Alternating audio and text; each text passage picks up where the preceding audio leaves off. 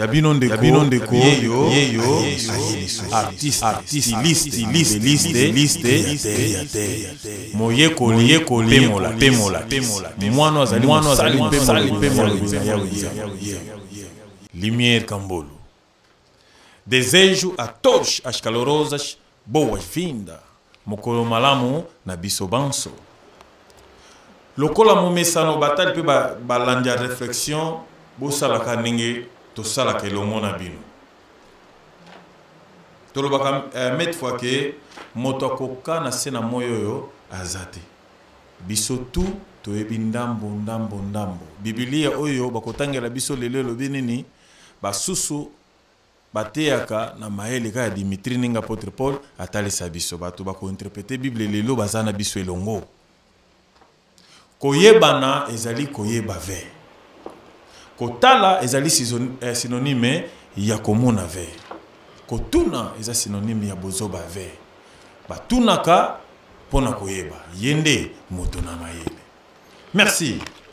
Pona ko contacter réflexion ezali na plus 44 74 59 56 90 27.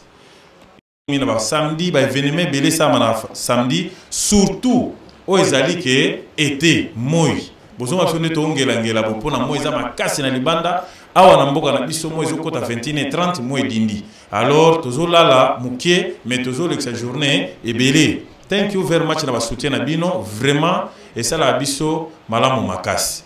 Si j'ai oyo ya semaine oyo tozali oto ko banango lundi to lobby dimanche ezali ke pona kokomisa moto ministre de Dieu ezo senga kosomba molangi ya olive banzambalo ba merike ba yembela na ba Koran na bango to ba robe ba catholique mais to ka ki pesusu ke ba robe wana bato bazola to bazopakola ba mafuta ezana ba signification na ba couleur na balataka mais tozo mona ke bandeko na biso ebele balati yango trop pe bapakoli bango ba mafuta olive mutuna ezali oyo nenge bazosalela yango ezana lolenge ya Biblia to eza lolenge ya Biblia te soko ezana lolenge ya Biblia bolakisa biso yango ba verset na Bible lolenge bino bozosalela soko ezali.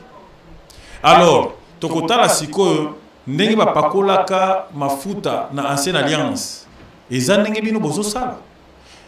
Yesu Kristo nana pakolaka ya mafuta pona bana musala pona koma nganga nzambe to Yesu apakolaka ba yekoli to ba apôtre mafuta na verset nini na livre nini pona biso pe to yeka to meka kolanda ndenge bino bozotambola na yango. Réflexion tozoya koyekola pe to koyekwisa bo silikate na mituna na biso pa tozenga to yeba motatuna kasoko ayebite. Alors balobi na batamaele ke ancienne alliance ezali elilingi Paul nango efandi na nouvelle alliance, c'est-à-dire nyonso bino bokosala soko ezana ewuti na elilingi fo Paul nango eya komonisama na nouvelle alliance bino ndenge bopakola ba mafuta na mitu ya bato pona bo déclarer ba nganga nzambe eza biblique to eza biblique te bola biso na ancienne alliance po bo mema biso na nouvelle alliance to yeba bo solo soki bozo to sa Bible to bozo to sa Bible te. Merci wana ezali mutuna ya semaine. S'il vous plaît, bo kango pa malamu bo sali la biso recherche bo sali la vidéo ba vidéo na biso na réflexion to lingaka mingi bo filmer na lolenge oyo pona équipe ya DM5 na réflexion ba septembre kota na YouTube to na TV na biso. Merci wana ezali mutuna ya semaine. Olive oyo bino bosala kato ba Olive Lembete Olive TV PT oyo salamaki na ancienne alliance ngo bino bozo sala lelo to soko ezali bongo bola exception na nouvelle alliance pena na pakolaka Yesu pe Yesu apakola ba apôtre nani na baneni. Merci mutuna ya ngwana ya semaine.